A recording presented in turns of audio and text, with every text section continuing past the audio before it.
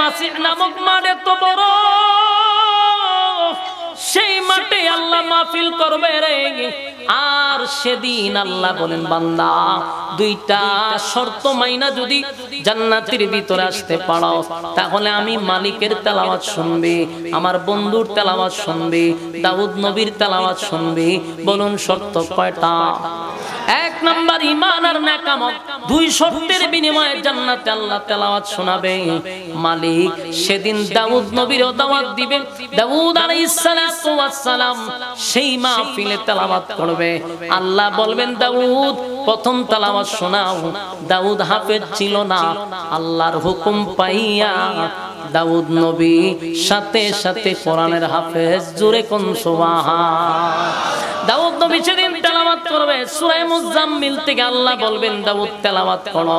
দাউদ বলবেন, ইয়া আইয়ুহাল মুজাম্মিল কুমিল লাইলা ইল্লা কালিলা নিসফাহু আও ইনকুস মিনহু কালিলা আও জিদ আলাইহি ওয়ারাত্তিলিল কুরআন তারতিলা।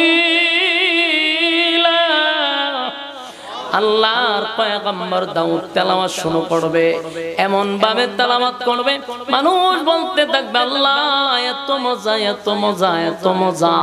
একটা কণ্ঠ থেকে এক রকম নয় রে, 70 রকমের আওয়াজ বাহির হবে। সুবহান। এই জান্নাতীরা পাগল পাগল হবে, পাগল পারা হয়ে যাবে। এত মজা, এত মজা, এত মজা। দাউদের কণ্ঠ যদি এত মজা হয়, একটা বিশেষ বক্তা, এত মজা। আল্লাহ কয়, আমার প্রধান অতিথি কোথায়? যে প্রধান অতিথির তেলাওয়াত আমরা শুনতে পারি নাই, যদিও আমরা প্রধান অতিথির উম্মত। সুবহানাল্লাহ। আল্লাহ বলেন, যার উপরে কোরআন নাজিল করলাম সেই বন্ধু এবার তেলাওয়াত করবে রে। বন্ধু কই? আল্লাহর নবী তখন সূরা ইয়াসিন থেকে তেলাওয়াত করবে, এমন ভাবে তেলাওয়াত করবে মানুষগুলি বুঝতে পারবে কিসের সেই দাউদ। দাউদের চেয়ে হাজার হাজার হাজার গুণ সুন্দর আমাদের নবীর তেলাওয়াত। চিৎকার দেয়া করবি সুবহান। দাউদের তেলাওয়াত শুইনা মানুষ বলবে না, প্রধান অতিথির তেলাওয়াত শুইনা পাগল পাগল পাগল পাগল হয়ে যাবে, মানুষগুলা উম্মাত হয়ে যাবে। এত মজা, এত মজা। আল্লাহ কয়, বান্দারে জীবন ভর শুধু আমার দেওয়া শুনলি, আমার দেওয়া শুনলি, আমার দেওয়াটা শুইনা পাগল হয়ে গেলি, আমি আল্লাহর কণ্ঠ কি শুনতে মন চায় না? আল্লাহ তখন বলে, আজকে আমি মাসিহ নামক মাঠে আমার দুই গুণে গুণান্বিত বান্দাদেরকে আমি তেলাওয়াত শোনাবো।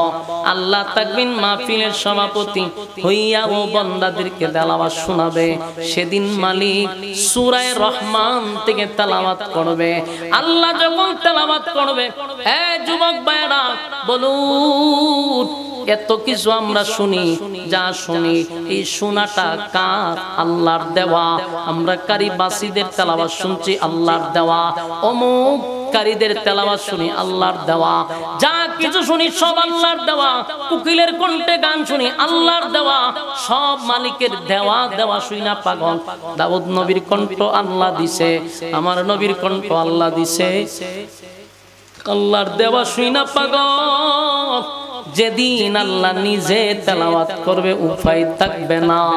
আল্লাহ তেলাওয়াত যখন শুরু করবে, সমস্ত জান্নাতীরা উম্মতের মতো হয়ে যাবে। এমন হবে, এমন হবে, হাজার হাজার বছর চলে যাবে, বান্দা বান্দির খবর থাকবে না। হাজার বছর চলে যাবে, বান্দা বান্দির খবর নাই। মানুষ পাগলের মতো হয়ে যাবে, মানুষ নিজের মধ্যে থাকবে না। এত মজা, এত মজা। মালিকের কণ্ঠ, মালিকের কণ্ঠ সূরা রহমান থেকে তেলাওয়াত শুরু করে দিবে, মানুষ পাগল হয়ে যাবে। সূরা এই আর রহমান থেকে তেলাওয়াত শেষ, বছরের পর বছর, হাজার বছর চলে যাবে, মানুষ খবর থাকবে না। আল্লাহ তখন ডাক দিয়া বলবে, বান্দারে হাজার হাজার বছর চলে গেল, তোদের হুঁশ নাই, এবার তোরা হুঁশে ফিরে আয়। মানুষ ফিরে আসবে আর বলবে, মালিক আপনার তেলাওয়াত বন্ধ কইরেন না, একটু তেলাওয়াত বন্ধ কইরেন না, চালিয়ে যান মালিক, চালিয়ে যান। আল্লাহ তখন তার নূরের তাজাল্লি সরায়া দিবে। আল্লাহ কিছু সময়ের জন্য উদাও হয়ে যাবে, মানুষের হুঁশ ফিরে আসবে। বছরের পর বছর মাসিহ নামক মাঠে তারা থাকবে।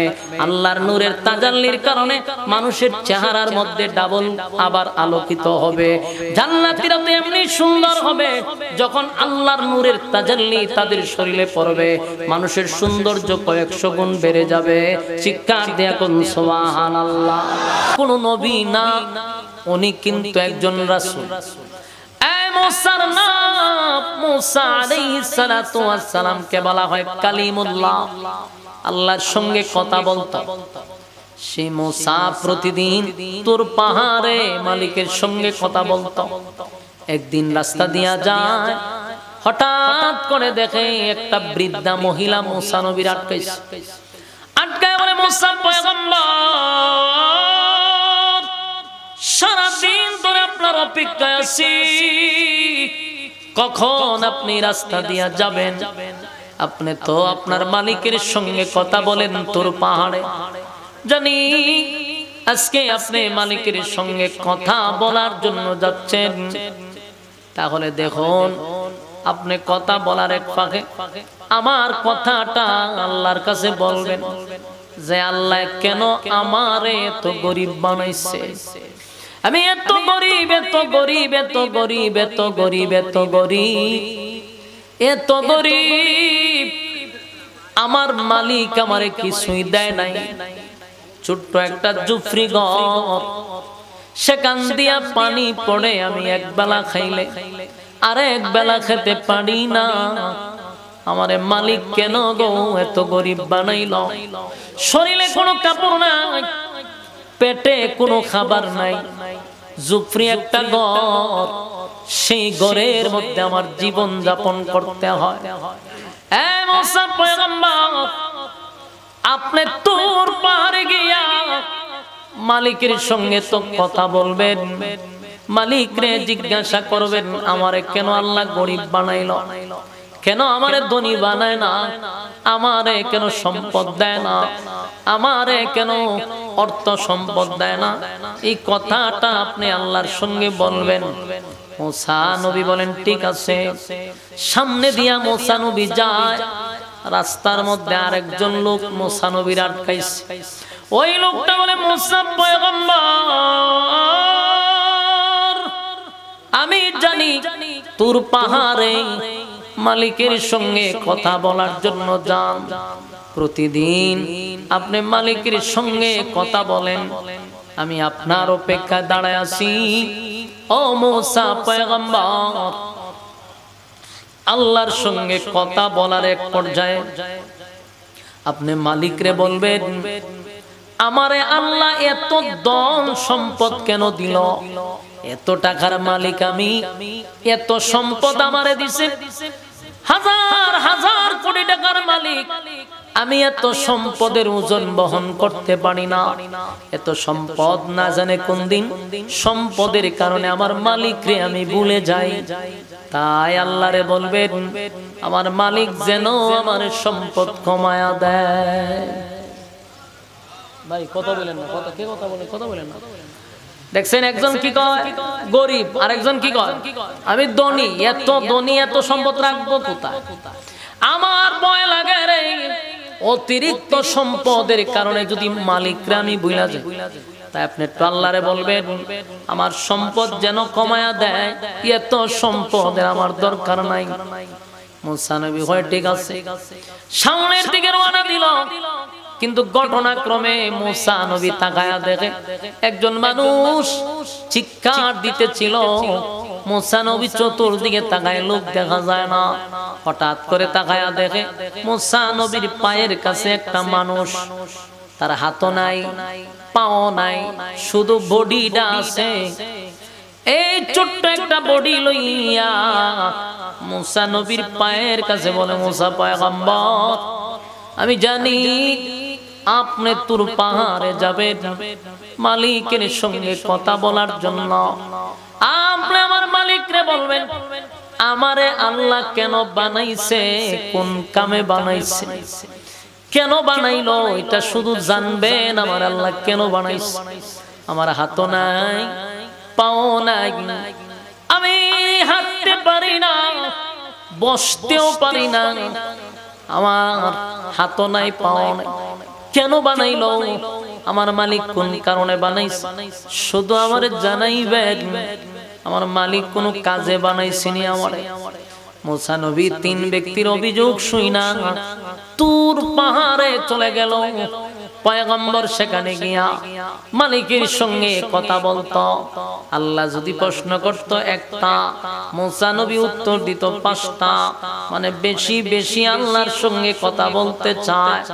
মুসা আলাইহিস সালাতু ওয়াস সালাম মালিকের সঙ্গে কথা বলল। বলার এক পর্যায়ে ওই 3 ব্যক্তির অভিযোগ আল্লাহর কাছে উপস্থাপন করছে। মালিক, প্রথম বৃদ্ধা মহিলা বড় গরিব, কাপড় নাই, পেটে খাবার নাই, ঘর নাই, বাড়ি নাই। মালিক, ওই মহিলা চায় ধনী হইতে, ধনী হইতে কেমনে গো ধনী হবে সেটা বলে দেওয়ার জন্য দ্বিতীয় ব্যক্তি এত টাকার মালিক বানাইছেন। ওই লোক আর ধন সম্পদ চায় না, ওই লোকের সম্পদ আপনি কমায়া দিতেন, কারণ সে ভয় পায় আপনি মালিক রে যদি সে বলে যায় আল্লাহ তার সম্পদ কমায়া দিবেন। 3 নাম্বার ব্যক্তিরা আপনার কাছে জানতে চায় আপনি তারে কেন বানাইলেন, কোন কামে বানাইছেন, কোন কাজের জন্য বানায়া থাকলে বলতেন। 3 লোকের 3টা কথা নিয়ে মুসা আলাইহিস সালাতু ওয়াস সালাম আবার তোর পাহাড় থেকে লাইবা বাড়ির দিকে রওনা দিল। রাস্তার মধ্যে প্রথম ব্যক্তিটা যার হাত নাই, পা নাই, এই লোকটা আটকাইছে মুসা নবীরে। মুসা পয়গম্বর, সারাদিন আপনার অপেক্ষায় দাঁড়ায় আছি, আমার শরীরটা নিয়ে আমি শুয়ে আছি, উঠতে পারি না, বসতে পারি না। বলুন, আমার আল্লাহকে কি আপনি জিজ্ঞাসা করছেন আমার মালিক আমারে কেন বানাইছে? আল্লাহ কি জবাব দিছে? কেন বানাইলো, কোন কারণে বানাইলো, সেই কথা কি আমার মালিক আপনারে জানাইছে? মুসা নবী কয়, হ আল্লাহ জানাইছে। কি বলছে আমার মালিক? মুসা নবী কয়, জাহান্নামের ভিতরে একটা ছোট্ট গর্ত আছে, এই গর্তটা তোমার সাইজের সঙ্গে একেবারে মিল আছে। আল্লাহ কইছে এই গর্তটা তোমার শরীর দিয়া ভরাট করব। কথা বুঝতেছেন আমার? আমরা হইলে কি অবস্থিত? বলে হায় হায় হায়, আমার ফাওয়া দিল না, হাতও দিল না, আবার বলে জাহান্নামে ডুবাইবার লাগি আমারে বানাইছে। আমরা হইলে তো গালাগালি শুরু করতাম। বলে আল্লাহ আমারে বানাইলো, হাতও দিল না, পাও দিল না, আবার বলে জাহান্নামের ভিতরে একটা গর্ত আছে, সেই গর্তটা ওই লোকের সাইজে, আল্লাহ ওইটারে দিয়া ভরাট করম, এই জন্য বানাইছে। এই লোক আমরা হইলে বেজার হইতাম, আমরা হইলে রাগান্বিত হইতাম, কষ্ট পাইতাম, কিন্তু লোকটা উত্তর দিছে আলহামদুলিল্লাহ, সুবহানাল্লাহ। লোকটা ডাক দেখো আলহামদুলিল্লাহ, এতদিনে জানলাম আমার মালিক আমারে বেহুদা বানায় নাই। সুবহানাল্লাহ, আমার মালিক আমারে কাজের জন্য বানাইছে। হায় রে, আমি এতদিন মনে করছি আমারে মনে হয় অনর্থক বানাইছে, অনর্থক বানাইছে। যাই হোক, জাহান্নামের ভিতরে দেখো সুবিধা নাই, কিন্তু আমার মালিক যে আমার একটা কামের জন্য বানাইছে, একটা কাজে লাগাইবে, আমি এটাই খুশি। মালিকের দরবারে আমি বড় খুশি। এই লোক যখন মালিকের প্রশংসা করতে লাগলো, আল্লাহ তার প্রতি খুশি হয়ে গেছে। আল্লাহ এই লোকটারে পরিপূর্ণ সুস্থতা দান করছে। সুবহানাল্লাহ, আল্লাহ তার প্রশংসা শুনে হাত পা সব দিয়ে দিছে। সুবহানাল্লাহ, পরিপূর্ণ সুস্থতা দান করছে।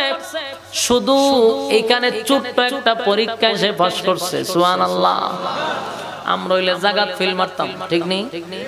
কইতাম দেখছ নি আমার হাতও দিল না, ভাও দিল না, আবার জাহান্নামের ভিতরে ঢুকাইব। নবীরে শুরু করে দিল গালাগালি, ঠিক নেই?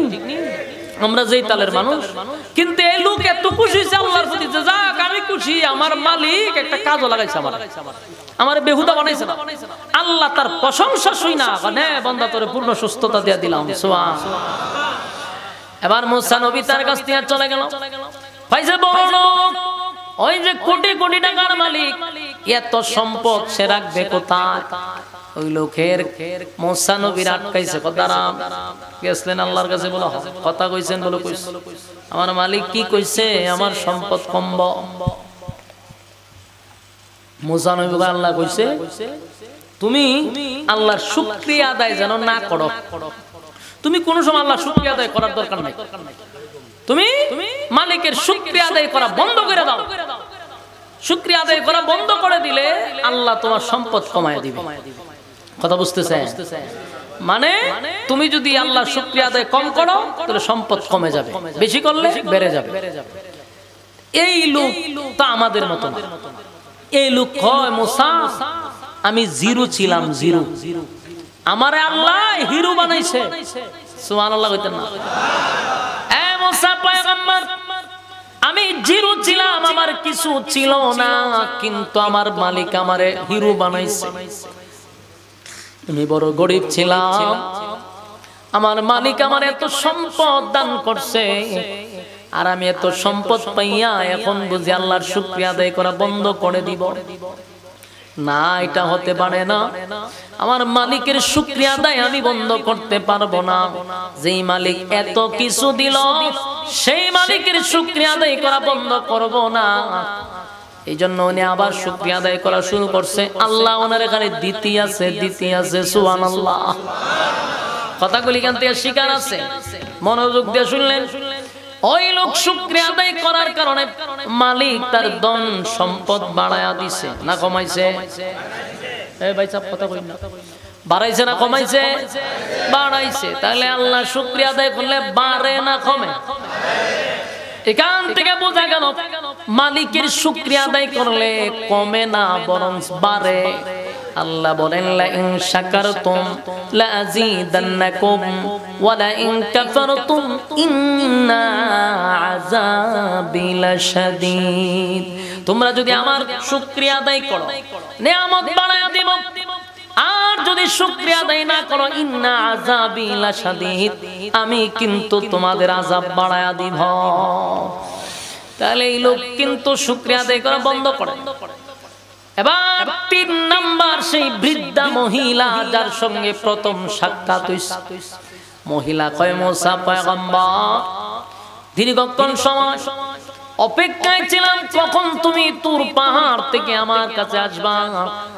মালিকের সঙ্গে কথা বলছো, কি কথা বললা রে? কি আল্লাহর সঙ্গে কথা হইল? আমি যে এত গরিব, একবার খাইলে আরেকবার খাইতে পারি না, ছোট একটা ঝুপড়ি ঘর, আমার শরীরে কাপড় নাই, পেটে খাবার নাই। ও মুসা পয়গম্বর, আল্লাহর কাছে কি বলছো? এবার মুসা নবী বলেন, মাগো আমি আমার মালিকের কাছে জানাইছি, মালিক বলছে আপনি বেশি বেশি বেশি করে আল্লাহর শুকরিয়া আদায় করতেন। যত বেশি মালিকের শুকরিয়া আদায় করবেন, আমার আল্লাহ তত আপনাকে দিবে, শুকরিয়া আদায় না করলে কমে যাবে। এই মহিলার রাগ উঠে গেছে। মহিলা কয়, আমার দিছেটা গীতা, আমার কি দিল যে আমি শুকরিয়া আদায় করব? আমার দিলেন না শুকরিয়া আদায় করতে? আমার তো কিছুই দেয় নাই, পেটে খাবার নাই, শরীরে কাপড় নাই, ঝুপড়ি একটা ঘর, আমি বলে শুকরিয়া আদায় করতাম? আমার দিলেন না, আমি আদায় করতাম। দিলেন না, আদায় করতাম। এরকম বলতেছে। পিছন দিকে দেখে ঝুপড়ি ঘরটা যা ছিল এটার বাতাস উড়ে লেগেছে। কথা বুঝতেছে? এতদিন তো একটা ঝুপড়ি ঘর আসি, অন ছায়া দেহে পিছনের এটাও নাই। অহন মহিলা মাটির পেরে আসিন তো একটা ঘর তো আসি, তখন তো এটাও নাই। তার মানে তুমি মালিকের শুকরিয়া আদায় করবা তো বেড়ে যাবে, শুকরিয়া আদায় করবা না তো কমে যাবে। কি বুঝলেন? আল্লাহ কাউরে গরিব বানায়। এই গরিব বানায় কি করে? পরীক্ষা নেয়। গরিব হালতে থাকার পরেও আল্লাহর সমস্ত সিদ্ধান্তের উপরে যদি তুমি অটল থাকতে পারো, আল্লাহ পরীক্ষা পাস। সুবহানাল্লাহ। আবার কাউরে ধনী বানায়, জনমের মতো বানায়। বাংলাদেশে বাড়ি বানায় শেষ করতে পারে না, বেগম পাড়ায় গিয়া বানায়। হ্যাঁ, দেশের টাকা সব সুইস ব্যাংকে রাখে, এরপরে তার টাকা শেষ হয় না। আল্লাহ এরকম ধনী লোকর ধনী বানাই আমি পরীক্ষা করি। কথা বুঝতেছেন? তাহলে আল্লাহ গরিব বানায় পরীক্ষা করে, ধনী বানায় পরীক্ষা করে। কেন? হাসরের মাঠে অনেক মানুষ আল্লাহর সামনে দাঁড়ায় বলবে, আল্লাহ আমি অসুস্থ ছিলাম তাই আপনার ইবাদত করতে পারি নাই। আবার কেউ বলবে, আল্লাহ আমি তো প্রচুর টাকার মালিক ছিলাম, এই জন্য আমি আপনার ইবাদত করতে পারি নাই। যখন আপনি বলবেন অসুস্থ, আল্লাহ আইয়ুব নবীরে দাঁড় করাইবেন। সুবহানাল্লাহ। আল্লাহ বলবেন, আইয়ুব নবীর থেকেও কি তুই বেশি অসুস্থ আছিস? 18 বছর অসুস্থ আইয়ুব নবী, 18 সেকেন্ড তো আমি আল্লাহকে ভুলে নাই। সুবহানাল্লাহ। তুই ধনী ছিলি কি সুলাইমান নবীর থেকে বেশি ধনী ছিলি? সুলাইমান আলাইহিস সালাতু ওয়াস সালামকে আল্লাহ গোটা পৃথিবীর বাদশা বানাইছে। শুধু আমেরিকা, চীন, জাপানের বাদশা নয়, গোটা পৃথিবীর আসমানের নিচে যত জায়গা আছে সব জায়গার বাদশা বানাইছে। বাদশা বানাইয়া আল্লাহ রাজত্ব দিছে, এই রাজত্বের মালিক সুলাইমান নবীরে বানাইছে। এরপর সুলাইমান নবী 1 সেকেন্ডের জন্য আল্লাহকে ভুলে নাই। কথা বুঝতেছেন? আপনারা যে উড়াউড়ি করতেছেন, কি খারাপ লাগতেছে? এটা দোষ আপনাদের না, এটা হলো কর্তৃপক্ষের দোষ।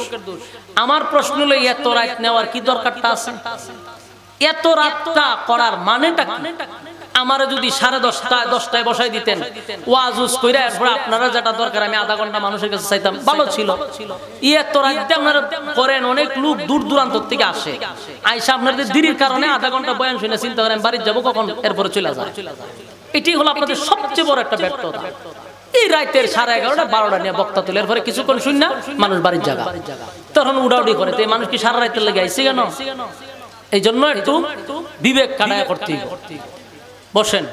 এখন আপনারা উঠলো কিছু করার নাই, কারণ দূরের থেকে অনেক মানুষ আসে, এরা বেশি সময় থাকতে পারে না। এরা তো মনে করে 10টা ভিতরে উঠবো। এখন আগের দিন না, এক যুগে মানুষ খেতা বালিশ লই আইতো আজ, এখন বাই মানুষের ধৈর্য নাই তো, মানুষের ধৈর্য খুব কম।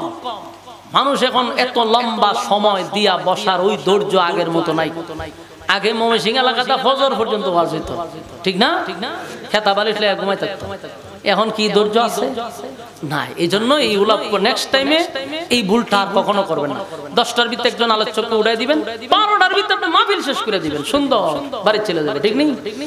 আচ্ছা যাক, এখন বসছেন, ওয়াজ দিয়েছেন, লড়তেন না, এরপরে লড়তেছেন, এটা দোষ তো আপনারা না। আপনারা গড়ি দেখেন আর উঠেন, গড়ি দেখেন আর উঠেন, বসেন। গরির ভাই চাইেন না, বয়ানটা একটু করতে দেন, মনোযোগ দা শুনেন। বলুন শর্ত কয়টা? এদিন বুঝলে লেছে শর্ত কয়টা? 1 নাম্বার শর্ত ঈমান, 2 নাম্বার নেকামল। এই বুঝলেন না মূল আলোচনার পয়েন্ট? ঈমান নেকামল, ঈমান নেকামল। ঈমানের কারণে আল্লাহ রাব্বুল আলামিন জান্নাত দান করবেন। তাহলে ঈমানটা কি নামে নাকি কাজে? আমি আগেই বলছি যে দাবিদার সবাই, বেনামাজিও ঈমানদারের দাবি করে, কিন্তু ঈমান আনতে হবে আমিনু কামা আমানান নাস। এই এরা যে উঠতে যখন কি স্লোগান দিবেন মুনাফিকে, না বেজ্জতি না হলোই তো না, তো 2-1টা স্লোগান দিতেইব, নাহলে যারা শরম বরম নাই উঠে যাবো গা। আচ্ছা যাক, আঙ্গুল দেখায় যাবেন ফসা বদল, বলে হুজুর আমারই খামে যাইতাছি আমি, লড়াছড়া করেন যেত না। বই 1 নাম্বার কি? ঈমান। 2 নাম্বার নেকাম। আল্লাহ বলছে ঈমান যে আনবা এটা তোমাদের দাবির ঈমান না, ঈমান আনো ওই মানুষদের মতো। ওই মানুষ কারা? আমিনু কামা আমানান নাস। ওই মানুষ হলো যারা ঈমানের পরীক্ষা দিছে, ঈমানের পরীক্ষা দিছে। 1 নাম্বার হলো ঈমানের পরীক্ষা দিতে, যেমন ঈমানের পরীক্ষা ওই ফেরাউনের বউ আসিয়াও পরীক্ষা দিছে। সুবহানাল্লাহ। ফেরাউনের ঘর থেকে আসিয়া পৃথিবী বিখ্যাত 4 জন মহিলার মধ্যে একজন। সুবহানাল্লাহ বলেন। পৃথিবীতে 4 জন মহিলার সম্মান মর্যাদা সর্বোচ্চ, এর মধ্যে আসিয়া। চিন্তা করেন জামাই কি আছেন, কট্টর কাফের, পৃথিবীতে সবচেয়ে জালেমদের মধ্যে একজন জালেম হলো ফেরাউন। সেই ফেরাউনের বউ যদি জান্নাতের সর্বোচ্চ 4 জন মহিলার মধ্যে একজন হইতে পারে, এই ফেরাউন এত খারাপ, কিন্তু সেই ফেরাউনের বউ হইয়া আল্লাহ কয় পৃথিবীতে 4 জন মহিলা শ্রেষ্ঠ, এর মধ্যে ফেরাউনের বউ আসিয়া একজন। এই জন্য আল্লাহ বলেন আমিনু কামা আমানান নাস, ঈমান আনো ওই মানুষদের মতো যারা ঈমান আনছে। ফেরাউনের গড় তাইকা আসিয়া ও ঈমান আনছে রে। কেমন ঈমান আনছে? আসিয়া ঘরের মধ্যে একজন দাসী থাকতো, দাসী বাচ্চাদের মাথা আশ্রয়া দিত। ওই দাসী একদিন মাথা আশ্রাইতে গিয়া চিরুনি মাটিতে পড়ে গেছে, সেটা তোলার সময় বলছে বিসমিল্লাহ। ফেরাউনের মাইয়া কয় বিসমিল্লাহ কারে বললাম? কয় আমার রবের নাম নিলাম, রবের নাম নিলাম। ফেরাউনের মাইয়া কয় আমার বাবা ছাড়াও কি রব আছে? ফেরাউনের মাইয়া কয় আমার বাপ ছাড়াও কি তোমার রব আছে? বলে অবশ্যই।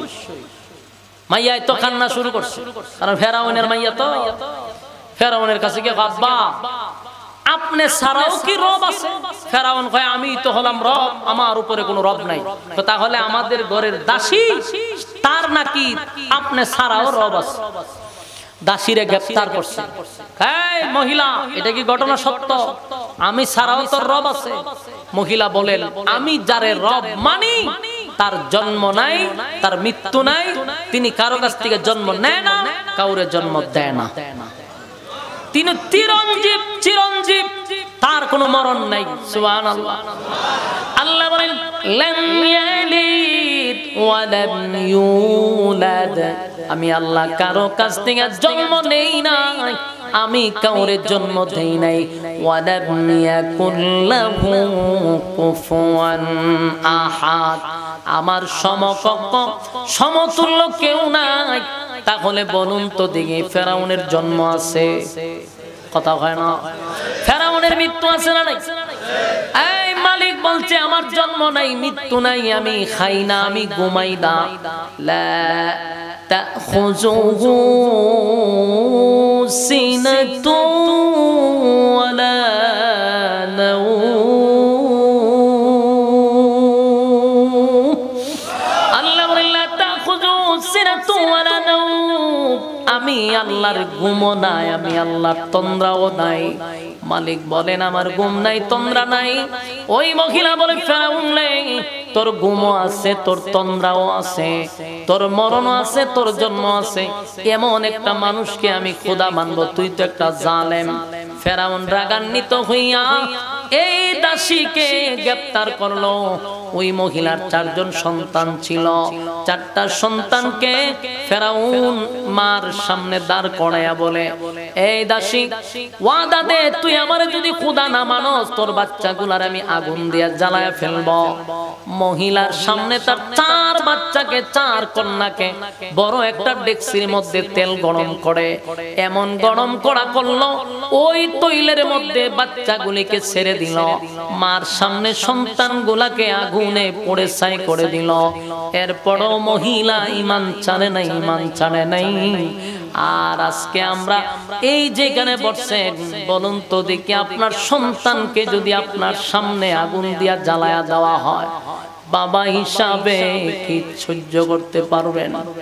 মা হিসাবে সহ্য করতে পারবেন না। কিন্তু তারা ঈমান আনছে। আমিনু কামা আমানান নাস, ছোট বাচ্চাগুলারে ধরে ধরে আগুনে জ্বালায়া দিল, কিন্তু মহিলা লড়ে না। মহিলা বলেন আমার সন্তান কেন? আমার যদি 1000 সন্তান থাকতো সবগুলারে জ্বালায়া দিলেও একটা সেকেন্ডের জন্য আমি ঈমান ছাড়তাম না। এবার মহিলাকে ধরে ফেরাউন বলে মহিলা এবার তোরে আগুনে জ্বালাবো। মহিলা বলেন ফেরাউন রে আমার একটা শর্ত আছে। কি শর্ত? বলে আমি মারা যাওয়ার পরে আমার বাচ্চাগুলিকে আর আমারে এক জায়গায় করে কবর দিবি, আমার বাচ্চার হাড্ডি গুড্ডি এক জায়গায় করে একটা গাতার মধ্যে আমারে কবর দিবি। ফেরাউন কয় কেন এমন শর্ত দিলি?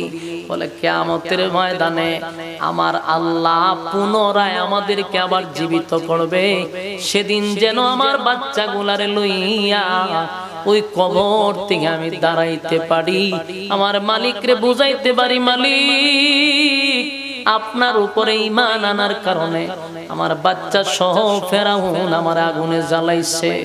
আমার যুবক ভাইরা, ফেরাউন মহিলার কথাটা শুনে সেটা পালন করলো, কবর এক জায়গায় দিছে। এবার ফেরাউন গর্ব নিয়া ফেরাউনের বউ আসিয়ার কাছে গিয়া বলে, আসিয়া ঘরের দাসী আমারে খোদা মানতো না, তুমি কি জানো? আসিয়া কয়, হ্যাঁ আমি জানি। তুমি কেমনে জানলা? বলে, আমিও তোরে খোদা মানি না। এ কয়, দুষ্ট একটা কাজ কর, তোর বউরে শাস্তি দে। কি শাস্তি? ইরোয় বইলা দে, মানুষের সামনে তোর বউরে উলঙ্গ করে দে। নাউজুবিল্লাহ। পৃথিবী বিখ্যাত 4 জন মহিলার মধ্যে আসিয়া একজন। আসিয়া সাধারণ কোনো মহিলা না, আল্লাহ আসিয়ারে সালাম দিছে। সুবহানাল্লাহ। বাড়ি গিয়া কইবে, এর নাম আসিয়া। রাসূল বলেন, জান্নাতে আমার বিবাহ হবে আসিয়ার সঙ্গে। সুবহানাল্লাহ। সেই আসিয়ারে মানুষের সামনে উলঙ্গ করার কথা হামাইন্না কইছে। হামাইন্না মানে ফেরাউনের বন্ধু। কথা বুঝতেছেন? সেমসা কত বড় খারাপ। ফেরাউন কয়, দুষ্ট রে কি ঠিক হইব খোদার বউরে এইভাবে মানুষের সামনে উলঙ্গ করা? ইয়া কয়, দুষ্ট যদি তুই উলঙ্গ না করস তইলে কিন্তু সে তোর উপরে ঈমান আনবে না, কারণ লজ্জা শরমে তোরে খোদা মানব। কয়, এটা কথা ঠিক। এটা বলে ঠিক। এখন গেছে গিয়া খোদার বউ আসিয়ারে গ্রেফতার করছে। কইরা জনসম্মুখের সামনে ফেরাউন কয়, আসিয়া তুই যদি আমারে খোদা মানস তাহলে তোরে ছেড়ে দিব, আর খোদা না মানলে উলঙ্গ করব। নাউজুবিল্লাহ। আসিয়া কি ঈমান ছাড়বো? আসিয়া কয়, ফেরাউন খোদা হওয়ার কোনো কোয়ালিটি তোর মধ্যে নাই। তুই যে হুদা এটা আমি বুঝি, তুই কোনোভাবেই খোদা না। কারণ যিনি খোদা হবেন, যিনি রাম, উনি চিরঞ্জীব, ওনার কোনো মরণ নাই, ওনার ঘুম নাই, ওনার তন্দ্রা নাই। আর তুই যদি খোদা হইতি, তোর নাক এত বড় করে বম্পাস্টিক মার্কা না। ফেরাউনের নাক আছিল বড়। তে কইতাছে, তুই যদি খোদা হইতি অন্তত তোর চেহারাটা তো সুন্দর করে বানাইতি। আর খোদা হওয়ার যতগুলো বৈশিষ্ট্য একটা তোর মধ্যে নাই। সুতরাং তুই জালেম, তুই জালেম, তোকে খোদা মানা যায় না। ফেরাউনের রাগ উঠছে, তুইলে খাস কর, উলঙ্গ কইরা দে। নাউজুবিল্লাহ। যেই মাত্র বিশ্ববিখ্যাত সেই মহিলা আসিয়া, জান্নাতি মহিলা, জান্নাতি মহিলা মুসা আলাইহিস সালাতু ওয়াস সালাম কে আসিয়া সন্তানের মতো লালন পালন করে বড় করছে। সেই আসিয়াকে মানুষের সামনে যখন উলঙ্গ করা শুরু করলো, আসিয়া আসমানের দিকে তাকাইয়া একটা চিৎকার দিয়া বলে, মালিক এই জালেম আমারে এতগুলা মানুষের সামনে ইজ্জতটা নষ্ট করে দিল। আল্লাহ আমার ইজ্জতের বিনিময়, আমার ইজ্জতের বিনিময় আপনার কাছে জান্নাত চাই গো আল্লাহ। আমার ইজ্জতের বিনিময়ে আমাকে ধৈর্য দেন, আমি জালেমের জুলুম থেকে যেন আল্লাহ আপনি আমার হেফাজত করেন। এই ফেরাউন মানুষের সামনে উলঙ্গ করে দিল। আসিয়া চিৎকার দিয়ে বলে, মালিক আর বরদাস্ত করা যায় না, আল্লাহ এত মানুষের সামনে আমার ইজ্জত নষ্ট করলো।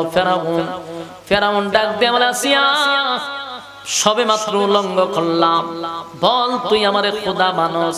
আসিয়া কয়, এরে জালেম, আমার জীবন চলে গেলেও তোরে খোদা মানব না। এবার ফেরাউন গিয়া কয়, দুষ্ট তোর কথাই করলো। আসিয়া চোখের পানি ছেড়ে বলে, মালিক যতই কষ্ট হোক আমারে ধৈর্য দাও, যেন আমি ঈমান হারা না হই। আল্লাহ আমার ঈমানের হেফাজত আপনি করেন, জালেমের জুলুম থেকে আপনি আমারে হেফাজত করেন। আসিয়ার শরীর থেকে চামড়া উঠাই নিল, এরপর আসিয়া কালেমা ছাড়ে না। ফেরাউন কয়, দুষ্ট রে, তোর কথায় আমার বউয়ের শরীর থেকে চামড়া উঠাইলাম, কিন্তু আমারে খোদা মানে না। আমার না হইয়াবা দুষ্ট বড় একটা পাথর লইয়া আসিয়ার মাথার মধ্যে দে, আসিয়ার দুনিয়া থেকে বিদায় করে দে। নাউজুবিল্লাহ। আসিয়া আসমানের দিকে তাকায় বলে, মালিক আর সহ্য করতে পারি না, আপনার জান্নাতে আমার জন্য একটা ঘর বানায় দেন। আল্লাহ আমার জান্নাতে আপনি আমার জন্য একটা ঘর বানান, আমার আপনি নিয়ে যান। এই জালিমের জুলুম আমি আর বরদাস্ত করতে পারলাম না। ফেরাউন বড় একটা পাথর লইয়া আসিয়ার সামনে আসছে। আয়েশা দেখে আসিয়া মুস্কি মুস্কি হাসতেছে আসমানের দিকে তাকাইয়া। একটা জবান বন্ধ রাখবেন না, জোরে কোন আল্লাহু আকবার। আর জোরে কোন আল্লাহু আকবার। ঈমানের আওয়াজ দিয়ে বল আল্লাহু আকবার। আসিয়ার ঈমান। ফেরাউন তাকায়া দেখে আসিয়া আসমানের দিকে তাকায়া মুস্কি মুস্কি হাসে। ফেরাউন আয়েশা কয় আসিয়া রে, মৃত্যুর সময় মিথ্যা বলিস না, বল কেন মুস্কি মুস্কি হাসস, কোন কারণে হাসলি আমারে ক। আসিয়া কয় ফেরাউন না রে, আমার দুঃখ আমার আনন্দ বুঝার মতো তোর ক্ষমতা নাই। ফেরাউন কয় বল কেন মৃত্যুর আগে মানুষ হাসে না, তুই হাসলি। কয় আমি আমার মালিকের কাছে দোয়া করছি, মালিক যেন আমার জান্নাত দেয় রে। আমার চোখের সামনে আমার মালিক জান্নাতটা ধইরা রাখছে। আমি আমার জান্নাতের নিয়ামত দেখতেছিলাম, জান্নাতের নাজ নিয়ামত দেখে আনন্দে আত্মহারা হয়ে গেছি, আর আনন্দ সামলায় রাখতে পারলাম না, তাই তো আমি মুস্কি মুস্কি হাসতেছি। এবার আল্লাহ ওই ফেরাউন পাথরটা লইয়া দাঁড়ায়া, এত বড় পাথর আসিয়ার মাথার মধ্যে ছেড়ে দিছে। আসিয়ারে ধ্বংস করে দিল। আসিয়া শাহাদাত বরণ করল। শেষ পর্যন্ত আসিয়া ঈমানের পরীক্ষায় অটল ছিল। ঈমান ছাড়ে নাই, ঈমান ছাড়ে নাই, ঈমান ছাড়ে নাই। এই জন্য আল্লাহ বলেন আমিনু কামা আমানান নাস। ওই মানুষদের মতো ঈমান আনো। ওই মানুষ কারা রে, যারা ঈমানের পরীক্ষা দিছে। আর যুবক ভাইয়েরা, ঈমান ঈমান এমন দামি, এমন দামি, ঈমানের জন্য আল্লাহ বলেন যারা পরিমাণ ঈমান লইয়া যদি তোরা কবরে যাস রে, ওয়াদা দিলাম আমি আল্লাহ জান্নাতুল ফিরদাউস তোদেরকে দান করব। জান্নাতুল ফিরদাউস কারে কয়? সর্বোচ্চ ভিআইপি জান্নাত, ভিআইপি জান্নাত। আমিনু কামা আমানান নাস। ওই মানুষদের মতো ঈমান আনো যারা ঈমান আইনা তোমাদেরকে দেখায়া গেছে। এরপর আল্লাহ বলেন ওয়া আমিলুস সলিহাত, নেকামল। বলুন পরেরটা কি? নেকামল। নেকামল এই দুনিয়ার জমিনে টাকা ছাড়া মানুষের কোনো দাম নাই রে। যার টাকা আছে তার দাম আছে, যার টাকা নাই তার দাম নাই। পরকালে হলো যার নেকি আছে তার দাম আছে, নেকি নাই দাম নাই, নেকি নাই দাম নাই। এই জন্য আল্লাহ বলেন ওয়া আমিলুস সলিহাত, তোমরা নেক আমল করো, নেক আমল করো। পরকালে নেক আমল ছাড়া কোনো দাম নাই। এই যে প্যান্ডেলটার ভিতরে আপনারা বসছেন, আরামের ঘুমটা হারাম করছেন, নরমাল বিছানায় বসছেন। যতগুলা আয়াত আপনাদের সামনে বলা হলো, প্রতিটা আয়াতের প্রতিটা হরফে 10টা করে নেকি আপনাদের আমলনামায় আল্লাহ ঢুকায়া দিছে। যুবক ভাইয়েরা, পরকালে আফসোস আর আফসোস করবেন, হায় আফসোস। একটা নেকির জন্য কেউ আপনাকে নেকি দিবে না। মা অস্বীকার করবে, বাবাও অস্বীকার করবে। একটা নেকি মা দিবে না, একটা নেকি বাবাও দিবে না। তাই এখানে বসছেন, কিছু সময় বসলেন, আমল নামায় নেকি জমা হলো। আমার যুবক ভাইরা, পরকালে নেকি ছাড়া কোনো দাম নাই। ওয়া আমিলুস সলিহাত, 2 নম্বরে তোমরা নেকি নিয়ে আসো।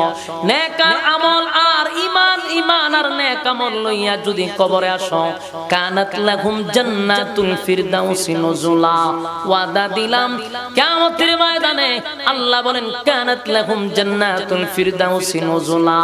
আমি জান্নাতুল ফিরদাউসের মেহমান বানাবো। আল্লাহ হবেন মেজবান, আমাদেরকে বানাইব মেহমান। এই মালিকের তো দাম। এরপরও মালিক কয় আমি মেজবান হব, মেজবান হব, মেজবান হব। আর তোমরা হইবা মেহমান। বুঝেননি মেজবান মেহমান কারে কয়? আমি আপনাদের এখানে আসছি, আমি হলাম মেহমান, আপনারা হলেন মেজবান।